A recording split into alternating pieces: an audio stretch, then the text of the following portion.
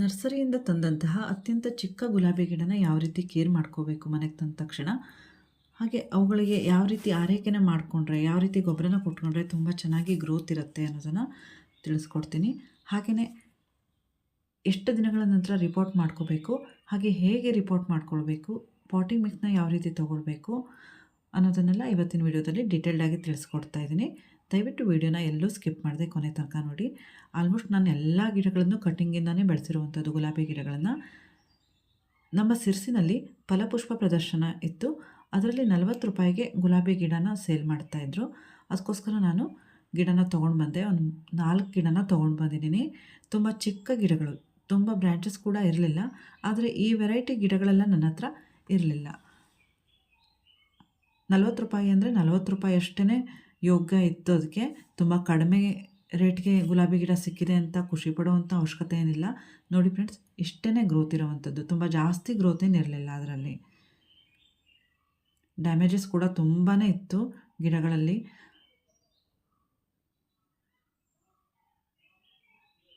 ನೋಡಿ ಈ ರೀತಿ ಎಲ್ಲ ಆಗಿಬಿಟ್ಟಿತ್ತು. ಆದರೆ ಕಲರೆಲ್ಲ ತುಂಬ ಚೆನ್ನಾಗಿತ್ತು. ಈ ಕಲರ್ ನನಗೆ ತುಂಬ ಇಷ್ಟ ಆಯಿತು ಅಂತ ತೊಗೊಂಡು ಬಂದಿದ್ದೀನಿ. ಅದಕ್ಕೆ ಮನೆಗೆ ತಂದ ನಂತರ ನಾನು ಇದಕ್ಕೆ ಕೇರ್ ಮಾಡ್ಕೊಳ್ಳೋಣ ಅಂತ ತೊಗೊಂಡು ಬಂದಿರೋವಂಥದ್ದು. ಕಸಿ ಕಟ್ಟಿರೋವಂಥ ಜಾಗದಲ್ಲಿ ಯಾವುದೇ ರೀತಿ ಡ್ಯಾಮೇಜ್ ಆಗಿರಲಿಲ್ಲ. ಇದಕ್ಕೆ ಕೂಡ ಒಂದೇ ಬ್ರ್ಯಾಂಚ್ ಇತ್ತು. ನಾನು ಅಲ್ಲಿ ತೊಗೊಂಡಾಗ ಮತ್ತೊಂದು ಬ್ರ್ಯಾಂಚ್ ಇತ್ತು, ಅದು ಕೂಡ ಮುರಿದೋಗಿತ್ತು. ಅಲ್ಲೇ ಎತ್ತಿಟ್ಟು ಬಂದೆ ಅದನ್ನ. ನೋಡಿ ತುಂಬ ಚಿಕ್ಕದಿದೆ ಇದು. ಇದೇನಾಗುತ್ತೆ ಅಂತ ಗೊತ್ತೇ ಇಲ್ಲ. ಗ್ರೋತ್ ಆದರೆ ಬೆಟರ್, ಇಲ್ಲ ಅಂತಂದರೆ ಏನೂ ಮಾಡೋಕ್ಕಾಗಲ್ಲ. ತುಂಬ ಚಿಕ್ಕದಂದ್ರೆ ಚಿಕ್ಕದಿತ್ತು, ಆದರೆ ವೆರೈಟಿ ತುಂಬ ಚೆನ್ನಾಗಿದೆ ಅಂತ ತೊಗೊಂಡು ಬಂದಿದ್ದೀನಿ. ನೋಡಬೇಕೇನಾಗುತ್ತೆ ಅಂತ. ತುಂಬ ಗಿಡಗಳೆಲ್ಲ ಹೀಗೆ ಆಗಿಬಿಟ್ಟಿತ್ತು. ನೋಡಿ ಈ ರೀತಿ ಗಿಡಗಳು ಮುರ್ಕೊಂಡಿದ್ದಾಗ ನಾವು ಅಲ್ಲೇ ಬಿಟ್ಬಿಟ್ರೆ ಫಂಗಸ್ ಆಗಿಬಿಡುತ್ತೆ, ಮತ್ತು ಗ್ರೋತ್ ಕೂಡ ಇರಲ್ಲ. ಅದಕ್ಕೆ ನಾನು ಈ ರೀತಿ ಆಗಿರೋದನ್ನೆಲ್ಲ ಕಟ್ ಮಾಡ್ಕೊಳ್ತಾ ಇದ್ದೀನಿ. ಆಗ ಈ ನೋಟ್ಸ್ ಇರುತ್ತಲ್ಲ, ಇಲ್ಲೆಲ್ಲ ಗ್ರೋತ್ ಬರುತ್ತೆ. ಎಲ್ಲ ಗಿಡಗಳಿಗೂ ಹಾಗೆ ಮುರಿದಿರೋ ಕಡೆ ಎಲ್ಲ ಕಟ್ ಮಾಡ್ತಾ ಇದ್ದೀನಿ.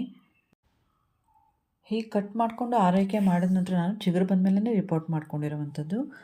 ಇದನ್ನು ನೆರಳಲ್ಲೇ ಇಟ್ಕೊಂಡಿದ್ದೆ, ಅಂದರೆ ಬ್ರೈಟ್ ಸನ್ಲೈಟ್ ಇರೋ ಕಡೆ ಇಟ್ಕೊಂಡಿದ್ದೆ. ಡೈರೆಕ್ಟ್ ಬಿಸಿಲಲ್ಲಿ ಇಟ್ಟಿರಲಿಲ್ಲ. ನೋಡಿ ಫ್ರೆಂಡ್ಸ್, ಕೆಳಗಡೆ ಕಸಿ ಮಾಡಿರ್ತಾರಲ್ಲ ಮೇಲ್ಗಡೆ, ಅದ್ರ ಕೆಳಗಡೆ ಕಾಡು ಗುಲಾಬಿ ಗಿಡಕ್ಕೆ ಕಸಿ ಕಟ್ಟಿರ್ತಾರೆ. ಅದು ಜಾಸ್ತಿ ದೊಡ್ಡ ಆಗಿಬಿಟ್ರೆ ಮೇಲ್ಗಡೆ ಇರೋವಂಥ ಗಿಡ ಗ್ರೋತ್ ಇರಲ್ಲ. ಅದಕ್ಕೆ ಕೆಳಗಡೆ ಏನಾದರೂ ಚಿಗುರು ಬರ್ತಾಯಿದ್ರೆ ಅದನ್ನ ಕಟ್ ಮಾಡಿ ತೆಗೆದುಕೊಂಡು ಬಿಡಬೇಕು. ನೋಡಿ ಈ ರೀತಿ ಡೆಡ್ ಬ್ರ್ಯಾಂಚಸ್ ಎಲ್ಲ ಇರುತ್ತೆ ಕೆಲವೊಮ್ಮೆ, ಅದನ್ನೆಲ್ಲ ಕಟ್ ಮಾಡ್ಕೊಂಡು ಬಿಡಬೇಕು. ಆಗ ಹೆಲ್ತಿಯಾಗಿ ಗ್ರೋತ್ ಆಗ್ತಾ ಇರುತ್ತೆ ಗಿಡಗಳಲ್ಲಿ. ಈ ರೀತಿ ಡೆಡ್ ಆಗಿರೋ ಸ್ಟೆಮ್ನ ಮತ್ತು ಮುರಿದೋಗಿರೋವಂಥ ಬ್ರ್ಯಾಂಚಸ್ನೆಲ್ಲ ಕಟ್ ಮಾಡ್ಕೊಂಡ ನಂತರ ಕಟ್ ಮಾಡಿರೋವಂಥ ಟಿಪ್ ಇರುತ್ತಲ್ಲ, ಅದನ್ನು ಹಾಗೆ ಬಿಟ್ಬಿಟ್ರೆ ಗುಲಾಬಿ ಗಿಡಗಳಲ್ಲಿ ಫಂಗಸ್ ಆಗಿಬಿಡುತ್ತೆ. ನಂತರ ಡೈಬ್ಯಾಕ್ ಡಿಸೀಸ್ ಕೂಡ ಬರುತ್ತೆ. ಅದಕ್ಕೆ ನಾವು ಆ ಸ್ಪಾಟ್ಗೆಲ್ಲ ಫಂಗಿಸೈಡ್ನ ಅಪ್ಲೈ ಮಾಡ್ಕೋಬೇಕಾಗತ್ತೆ.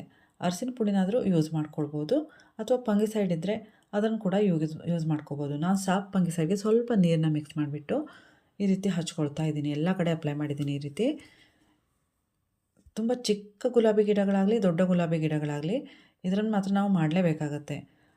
ಆದರೆ ದಾಸವಾಳ ಗಿಡಗಳಲ್ಲಿ ಬೇಸಿಗೆನಲ್ಲೆಲ್ಲ ಈ ರೀತಿ ಮಾಡುವಂಥ ಅವಶ್ಯಕತೆ ಇರಲ್ಲ. ಮಳೆಗಾಲದಲ್ಲಿ ಮಾತ್ರ ಜಾಸ್ತಿ ಫಂಗಸ್ ಆಗುತ್ತೆ ಅಂತ ಮಾಡುವಂಥದ್ದು. ಗುಲಾಬಿ ಗಿಡಗಳಲ್ಲಿ ಮಾತ್ರ ಎಲ್ಲ ಟೈಮ್ನಲ್ಲೂ ಇದನ್ನು ಫಂಗಿಸೈಡ್ನ ಅಪ್ಲೈ ಮಾಡಲೇಬೇಕಾಗತ್ತೆ. ನಂತರ ನಾನು 1 ಲೀಟ್ರ್ ನೀರಿಗೆ 1 ಚಮಚ ಆಗೋಷ್ಟು ಎಪ್ಸಮ್ ಸಾಲ್ಟ್ನ ಹಾಕಿಬಿಟ್ಟು ಈ ರೀತಿ ಮೇಲ್ಗಡೆಯಿಂದ ಸ್ಪ್ರೇ ಮಾಡಿದ್ದೀನಿ. ಚೆನ್ನಾಗಿ ಮಿಕ್ಸ್ ಮಾಡಿಬಿಟ್ಟು ಈ ರೀತಿ ಸ್ಪ್ರೇ ಬಾಟಲ್ ಮುಖಾಂತರ ಸ್ಪ್ರೇ ಮಾಡ್ಕೊಳ್ತಾ ಇದ್ದೀನಿ. ಇದರಿಂದ ಸ್ಟ್ರೆಸ್ ಎಲ್ಲ ಕಡಿಮೆ ಆಗುತ್ತೆ ಗಿಡಗಳಿಗೆ. ನರ್ಸರಿಯಿಂದ ತಂದಿರ್ತೀವಲ್ಲ ಮನೆಗೆ, ಸ್ಟ್ರೆಸ್ ಆಗಿರುತ್ತೆ ಪ್ಲೇಸ್ ಚೇಂಜ್ ಆಗಿರೋದ್ರಿಂದ, ಅದಕ್ಕೆ ಈ ರೀತಿ ಮಾಡ್ಕೊಂಡಿದ್ದೀನಿ. ಹಾಗೆ ತುಂಬ ಚಿಕ್ಕ ಕವರ್ ಇದು. ಇದರಲ್ಲೇ ಸ್ವಲ್ಪ ಗ್ರೋತ್ ಕಾಣೋ ತನಕ ಕೇರ್ ಮಾಡ್ಕೊಳ್ಳೋಣ ಅಂತ ಇಟ್ಕೊಂಡಿದ್ದೀನಿ. ಯಾಕಂತಂದರೆ ತುಂಬ ಚಿಕ್ಕ ಗಿಡಗಳೆಲ್ಲ ಒಮ್ಮೆಲೆ ನಾವು ರಿಪೋರ್ಟ್ ಮಾಡೋದಕ್ಕೆ ಹೋದರೆ ಸತ್ತೋಗ್ಬಿಟ್ರೆ, ಅಥವಾ ಯಾವ ರೀತಿ ಗ್ರೋತ್ ಆಗುತ್ತೆ ಅಂತ ನೋಡಿಕೊಂಡೇ ಮಾಡ್ಕೊಳ್ಳೋಣ, ತುಂಬ ಚಿಕ್ಕ ಗಿಡಗಳು ಅಂತ ಮಾಡ್ಕೊತಾ ಇದ್ದೀನಿ. ಸ್ವಲ್ಪ ಕೌಡಂಗ್ ಕಾಂಪೋಸ್ಟ್ನ ಇದಕ್ಕೆ ಆ್ಯಡ್ ಮಾಡ್ಕೊಳ್ತಾ ಇದ್ದೀನಿ. ಅದಕ್ಕೆ ವರ್ಮಿ ಕಾಂಪೋಸ್ಟ್ ಆಗಲಿ ಕಿಚನ್ ವೇಸ್ಟ್ ಕಾಂಪೋಸ್ಟ್ ಆಗಲಿ ಯಾವುದನ್ನು ಕೂಡ ಯೂಸ್ ಮಾಡ್ಕೊಳ್ಬೋದು. ಒಂದೊಂದು ಮುಷ್ಟಿ ಆಗೋವಷ್ಟು ಈ ಕವರ್ಗೆ ನಾನು ಹಾಕ್ಕೊಳ್ತಾ ಇದ್ದೀನಿ. ಹಾಗೆಯೇ ಒಂದು ಲಿಕ್ವಿಡ್ ಫರ್ಟಿಲೈಸರ್ ಕೂಡ ಇದಕ್ಕೆ ಕೊಟ್ಕೊಂಡಿದ್ದೀನಿ. ಈರುಳ್ಳಿ ಸಿಪ್ಪೆ ಮತ್ತು ಬೆಳ್ಳುಳ್ಳಿ ಸಿಪ್ಪೆನ ನೀರಲ್ಲಿ ನೆನೆಸ್ಬಿಟ್ಟು 1 ನೈಟ್ ಇಟ್ಕೊಂಡಿದ್ದೆ. ಅದನ್ನು ಕೊಡೋದ್ರಿಂದ ಗಿಡಗಳಿಗೆ ತುಂಬ ಚೆನ್ನಾಗಿರುತ್ತೆ ಗ್ರೋತು. ಆರ್ಗ್ಯಾನಿಕ್ ಫರ್ಟಿಲೈಸರ್ ಆಗಿರೋದ್ರಿಂದ ಯಾವುದೇ ರೀತಿ ಹಾನಿ ಕೂಡ ಆಗಲ್ಲ ಗಿಡಗಳಿಗೆ. ಈರುಳ್ಳಿ ಸಿಪ್ಪೆನಲ್ಲಿ ಗಿಡಗಳನ್ನು ತುಂಬ ಬೇಗ ಬೆಳೆಯೋದಕ್ಕೆ ಸಹಾಯ ಆಗುವಂತಹ ಎಲ್ಲ ಪೋಷಕಾಂಶಗಳು ಇರುತ್ತೆ. 1:3 ರೇಷ್ಯೋದಲ್ಲಿ ನಾನು ನೀರನ್ನ ಮಿಕ್ಸ್ ಮಾಡಿಕೊಂಡು ಗಿಡಗಳಿಗೆ ಹಾಕ್ಕೊಂಡಿದ್ದೀನಿ. ಡೈರೆಕ್ಟ್ ಹಾಕೋದಕ್ಕೆ ಹೋಗಿಲ್ಲ.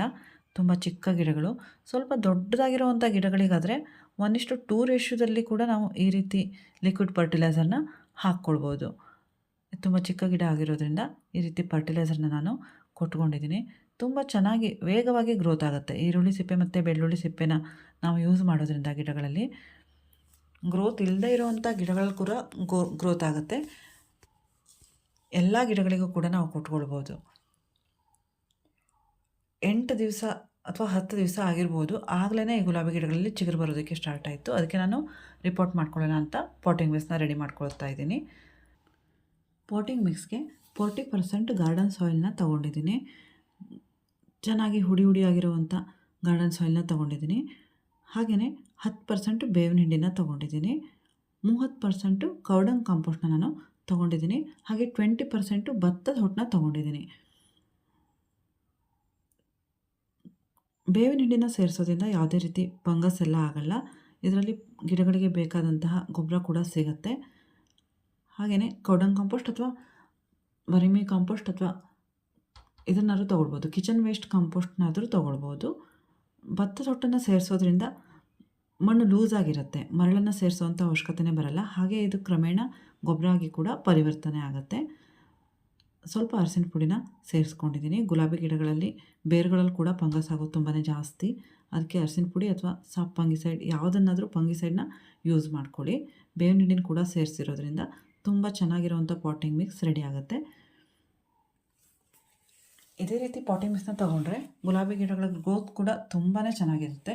ಹೂ ಕೂಡ ತುಂಬ ಚೆನ್ನಾಗಿ ಬರುತ್ತೆ. ಬೇವಿನ ಹಿಂಡಿನ ಆದಷ್ಟು ಬಳಸಿ. ಗುಲಾಬಿ ಗಿಡಗಳಿಗೆ ತುಂಬ ಚೆನ್ನಾಗಿ ಹೂ ಬರುತ್ತೆ. ಬೇವಿನ ಹಿಂಡಿನ ನಾವು ಬಳಸ್ಕೊಳ್ಳೋದ್ರಿಂದ ಪಾಟಿಂಗ್ ಮಿಕ್ಸಲ್ಲಾಗಲಿ ಅಥವಾ ನಾವು ಆಗಾಗ ಮೇಲ್ಗಡೆ ಇರೋಂಥ ಮಣ್ಣನ್ನೆಲ್ಲ ತೆಗೆದುಬಿಟ್ಟು ಮತ್ತೆ ಹೊಸ ಮಣ್ಣನ್ನು ಆ್ಯಡ್ ಮಾಡ್ತೀವಲ್ಲ, ಆಗ ಕೂಡ ಬೇವಿನ ಹಿಂಡಿನ ನಾವು ಬಳಸ್ಕೊಳ್ಬೋದು. ಗಿಡಗಳು ತುಂಬ ಚೆನ್ನಾಗಾಗುತ್ತೆ. ನೋಡಿ 8ರಿಂದ 10 ದಿವಸಕ್ಕೆಲ್ಲ ತುಂಬ ಚೆನ್ನಾಗಿ ಚಿಗುರು ಬಂದುಬಿಟ್ಟಿದೆ. ಆದರೆ ತುಂಬ ಚಿಕ್ಕ ಗಿಡ, ಒಂದೇ ಚಿಗುರಿತ್ತಲ್ಲ, ಅದರಲ್ಲಿ ಮಾತ್ರ ಯಾವುದೇ ರೀತಿ ಗ್ರೋತ್ ಕಾಣಿಸ್ಕೊಂಡಿಲ್ಲ ನನಗೆ. ಆದರೂ ಕೂಡ ಅದನ್ನ ರಿಪೋರ್ಟ್ ಮಾಡ್ಕೊಂಡಿದ್ದೀನಿ. ಆದರೆ ನಾನು ಕಟ್ ಮಾಡಿರುವಂಥ ಕಡೆ ಎಲ್ಲ ಬಾಕಿ ಗಿಡಗಳಲ್ಲೆಲ್ಲ ನೋಡಿ ಯಾವ ರೀತಿ ತುಂಬ ಚಿಕ್ಕ ಚಿಕ್ಕ ಚಿಗುರುಗಳು ಬರ್ತಾಯಿದೆ ಅಂತ. ಅದಕ್ಕೆ ಈ ಕವರ್ ಸಾಕಾಗಲ್ಲ, ಗಿಡಗಳು ಚೆನ್ನಾಗಿರುತ್ತೆ, ಇನ್ನೇನು ರಿಪೋರ್ಟ್ ಮಾಡ್ಕೊಳ್ಬೋದು ಅಂತ ಮಾಡ್ಕೊಳ್ತಾ ಇದ್ದೀನಿ.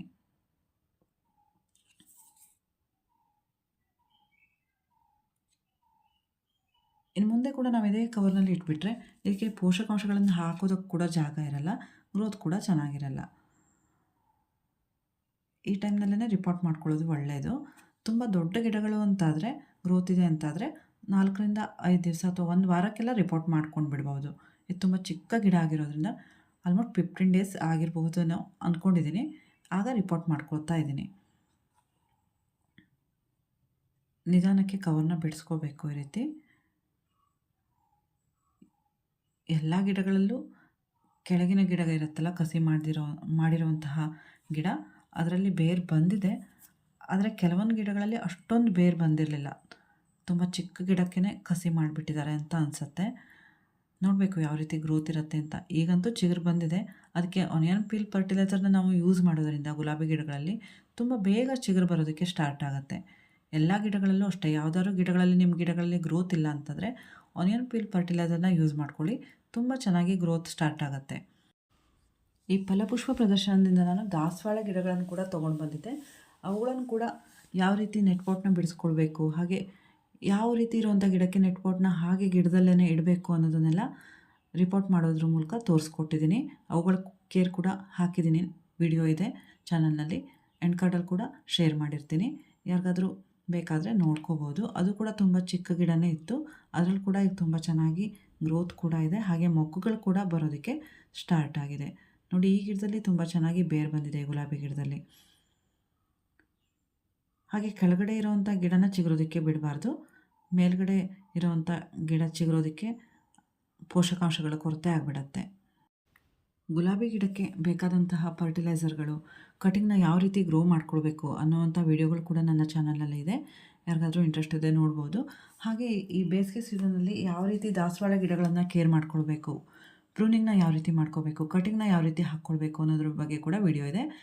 ಯಾರಿಗಾದ್ರೂ ಇಂಟ್ರೆಸ್ಟ್ ಇದ್ದರೆ ನೋಡ್ಕೊಳ್ಳಿ. ಹಾಗೆ ನಾನು 8 ಇಂಚಿನ ಪಾಟ್ನ ತೊಗೊಂಡಿದ್ದೀನಿ. ಇದು ಪೇಂಟ್ ಡಬ್ಬ ಥರ ಇದೆ. ಇದನ್ನು ತೊಗೊಂಡಿದ್ದೀನಿ. ಇದಕ್ಕೆ ಡ್ರೈನೇಜ್ ಹೋಲ್ನ ಮಾಡಿಬಿಟ್ಟು ಕೆಳಗಡೆ ತೆಂಗಿನ ನಾರನ್ನ ಬಳಸ್ಕೊಂಡಿದ್ದೀನಿ ಡ್ರೈನೇಜ್ ಹೋಲ್ನ ಕವರ್ ಮಾಡೋದಕ್ಕೆ. ಡ್ರೈನೇಜ್ ಹೋಲ್ ತುಂಬಾ ಇಂಪಾರ್ಟೆಂಟು. ನೀರು ಪಾಸ್ ಆಗ್ತಾನೆ ಇರಬೇಕು, ಇಲ್ಲಾಂತಂದರೆ ಗಿಡಗಳಲ್ಲೆಲ್ಲ ಫಂಗಸ್ ಆಗಿಬಿಡತ್ತೆ. ಅರ್ಧದಷ್ಟು ಪಾಟಿಂಗ್ ಮಿಕ್ಸ್ನ ಹಾಕ್ಕೊಂಡು ನಂತರ ಗಿಡನ ಇಟ್ಬಿಟ್ಟು ಮತ್ತೆ ಪಾಟಿಂಗ್ ಮಿಕ್ಸ್ನ ಕವರ್ ಮಾಡ್ಕೋತೀನಿ. ಕೆಳಗಡೆ ಇರುವಂಥ ಮಣ್ಣನ್ನು ಆದಷ್ಟು ಸ್ವಲ್ಪ ಬಿಡಿಸ್ಕೊಂಡ್ರೆ ಒಳ್ಳೆಯದು. ಈ ಗಿಡದ್ದು ತುಂಬಾ ಲೂಸ್ ಇತ್ತು ಮಣ್ಣು, ಅಷ್ಟೊಂದು ಟೈಟ್ ಇರಲಿಲ್ಲ, ಗಟ್ಟಿಯಾಗಿರಲಿಲ್ಲ. ಅದಕ್ಕೆ ನಾನು ಕೆಳಗಡೆ ಮಣ್ಣನ್ನು ಅಷ್ಟೊಂದು ಬಿಡಿಸೋದಕ್ಕೆ ಹೋಗಿರಲಿಲ್ಲ.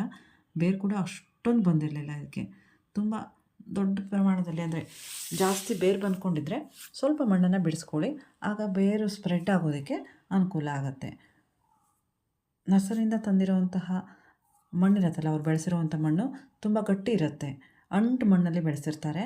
ಅದಕ್ಕೆ ನಾವು ಮಣ್ಣನ್ನು ಸ್ವಲ್ಪ ಬಿಡಿಸ್ಕೋಬೇಕಾಗತ್ತೆ. ಗುಲಾಬಿ ಗಿಡದಲ್ಲೇನು ನೆಟ್ ಪಾಟ್ಸ್ ಎಲ್ಲ ಇರಲ್ಲ, ಈಸಿಯಾಗಿ ನಾವು ರಿಪೋರ್ಟ್ ಮಾಡ್ಕೊಂಡು ಬಿಡ್ಬೋದು. ನಾನು ಪೂರ್ಣ ಮಣ್ಣನ್ನೇನು ಬಿಡಿಸ್ಕೊಂಡಿಲ್ಲ, ಈ ಮಣ್ಣನ್ನೇ ಇಟ್ಕೊಂಡಿದ್ದೀನಿ. ಇದೇ ರೀತಿಯೇ ನಾನು ಗುಲಾಬಿ ಗಿಡನ ರಿಪೋರ್ಟ್ ಮಾಡ್ಕೊಂಡಿದ್ದೀನಿ. ತುಂಬ ಚೆನ್ನಾಗಿ ಗ್ರೋತ್ ಕೂಡ ಇದೆ. ನಂತರ 3/4 ಪಾಟ್ ಆಗುವಷ್ಟು ಪಾಟಿಂಗ್ ಮಿಕ್ಸ್ನ ಹಾಕ್ಕೊಂಡಿದ್ದೀನಿ ನಾನು. ಸ್ವಲ್ಪ ಫಂಗಿಸೈಡ್ ಕೂಡ ಹಾಕ್ಕೊಂಡಿದ್ದೀನಿ. ನಂತರ ನೀರನ್ನ ಹಾಕ್ಕೊಂಡಿದ್ದೀನಿ. ನೀರು ಹಾಕೋದು ಅಂತಂದರೆ ನಾನು ಇದಕ್ಕೆ 1 ಲೀಟ್ರ್ ನೀರಿಗೆ 1 ಚಮಚ ಆಗುವಷ್ಟು ಎಪ್ಸಮ್ ಸಾಲ್ಟ್ನ ಮಿಕ್ಸ್ ಮಾಡಿಬಿಟ್ಟು ಹಾಕ್ಕೊಂಡಿದ್ದೀನಿ. ಇದರಿಂದ ರಿಪೋರ್ಟಿಂಗ್ ಶಾಕ್ ಕೂಡ ಗಿಡಗಳಿಗೆ ಆಗಲ್ಲ. ಹೀಗೆ ಗಿಡಗಳನ್ನು ರಿಪೋರ್ಟ್ ಮಾಡ್ಕೊಂಡ ನಂತರ ಡೈರೆಕ್ಟ್ ಸನ್ಲೈಟಲ್ಲಿ ಇಡಬಾರ್ದು. ಅಟ್ಲೀಸ್ಟ್ ಒಂದು 4 ದಿನನಾದರೂ ನೆರಳಲ್ಲೇ ಇಟ್ಕೋಬೇಕು. ಅಂದರೆ ಬ್ರೈಟ್ ಸನ್ಲೈಟ್ ಇರೋ ಕಡೆ ಇಟ್ಕೊಂಡು ನಂತರ ಗಿಡನ ಬಿಸಿಲಿಗೆ ಇಡಬೇಕು. ತುಂಬ ಜಾಸ್ತಿ ಬಿಸಿಲಿರೋದ್ರಿಂದ ಗಿಡಗಳನ್ನು 4 ತಾಸು ಬಿಸಿಲು ಬಂದರೆ ಸಾಕು, ಆ ರೀತಿ ಜಾಗದಲ್ಲಿ ಇಟ್ಕೊಳ್ಳಿ. ಈ ವಿಡಿಯೋ ನಿಮಗೆಲ್ಲ ಇಷ್ಟ ಆಯಿತು ಅಂತ ಅನ್ಕೊತೀನಿ. ಇಷ್ಟ ಆದರೆ ಲೈಕ್ ಮಾಡಿ, ಕಮೆಂಟ್ ಮಾಡಿ, ಶೇರ್ ಮಾಡಿ. Thank you.